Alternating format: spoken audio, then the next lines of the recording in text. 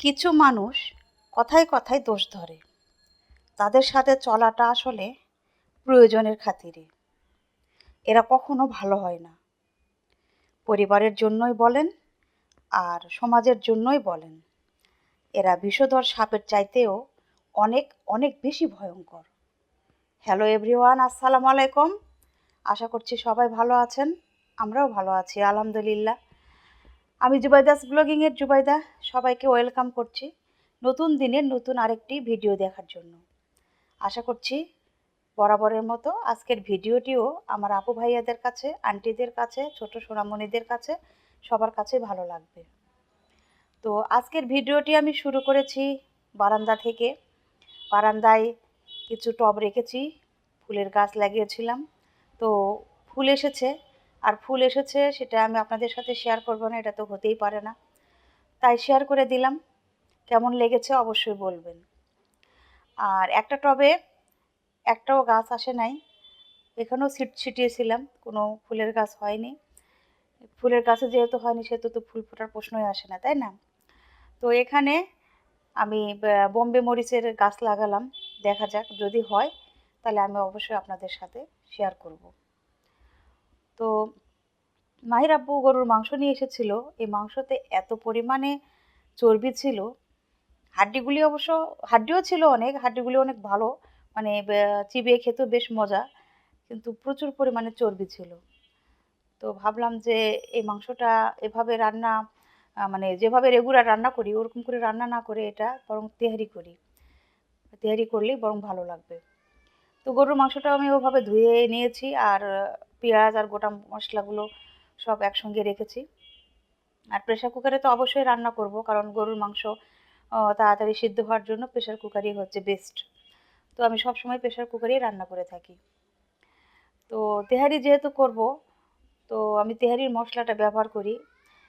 আমি নিজে বাসার মশলাগুলো একটু একটু করে দিই, আর তেহারির মশলাও দিই। শুধু তেহারির মশলাটা দিয়েই যে তেহারি করব তা কিন্তু আমি করি না, আমি অন্যান্য মশলাও একটু দিই আমার বাসায় যেগুলো আছে। যদিও তেহারির মশলার মধ্যে সবই থাকে, তারপরেও আমার নিজের পছন্দ, এটা এভাবে আমি করি। তো সব মশলা এখানে দিয়ে দিয়েছি, দেওয়ার পরে কষিয়ে নিয়েছি।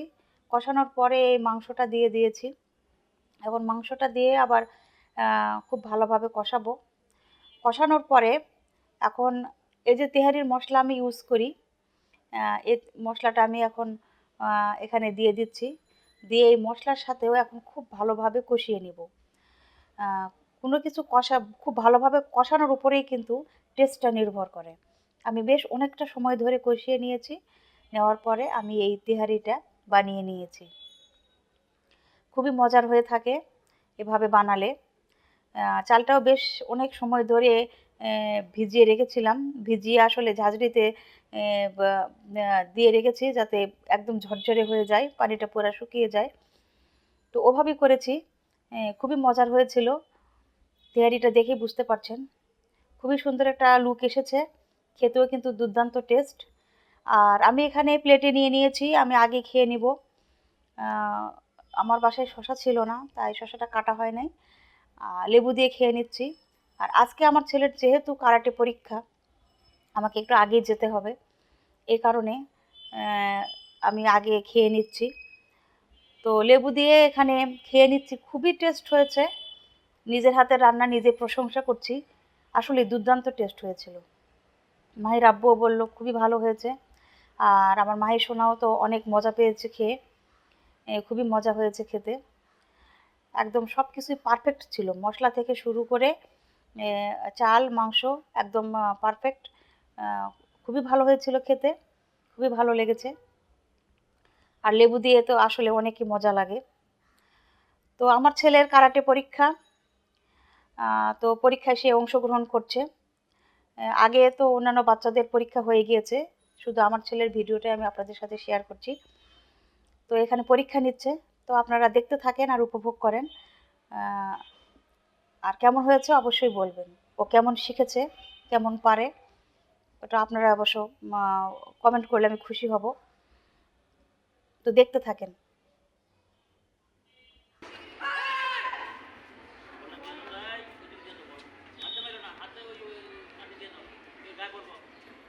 বটে দি মারে না তোমরা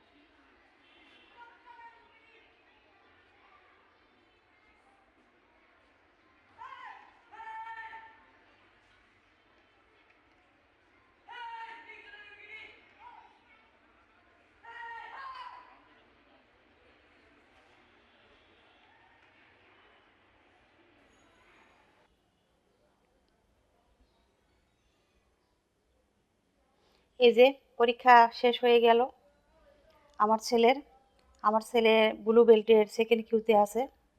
আর আরও যে ব্লু বেল্টগুলো দেখছেন এরা হচ্ছে ফার্স্ট কিউ, এরা সেকেন্ড কিউতে যাবে। তো ব্লু বেল্ট থেকে শুরু হয়েছে ফার্স্ট কিউ সেকেন্ড কিউ। আর যখন আমার ছেলে এখন ব্লু বেল্ট থেকে ব্রাউন বেল্টে যাবে। তো ব্রাউন বেল্টে হচ্ছে থার্ড কিউ পর্যন্ত আছে। তো ও অবশ্য অনেক ভালো করেছে। আর এখন হচ্ছে রেজাল্ট দিচ্ছে, সবাইকে একসঙ্গে রেখেছে এখানে। তো ব্রাউন বেল্টের ওই একজনই আছে এখন। আর এগুলো হচ্ছে blue belt, white belt, green belt, তারপরে অরেঞ্জ বেল্ট, ইয়েলো বেল্টও একজন আছে। স্টুডেন্ট আসলে আস্তে আস্তে বাড়ছে অনেক। আবার অনেকে দেখা যায় যে উপরের দিকে উঠলে অনেক কষ্ট হয় করতে, অনেক বেশি প্র্যাকটিস করতে হয়, মারটার খেতে হয়, এই জন্য অনেকে ছেড়ে দেয়। প্রথম দিকে করার পরে লাস্টের দিকে এসে ছেড়ে দেয়। কারণ এটা হচ্ছে তো মানে মার দিবে, মার খাবে, এটাই হচ্ছে এই খেলার নিয়ম। তো যাই হোক, এখানে রেজাল্ট দিয়ে দিচ্ছে।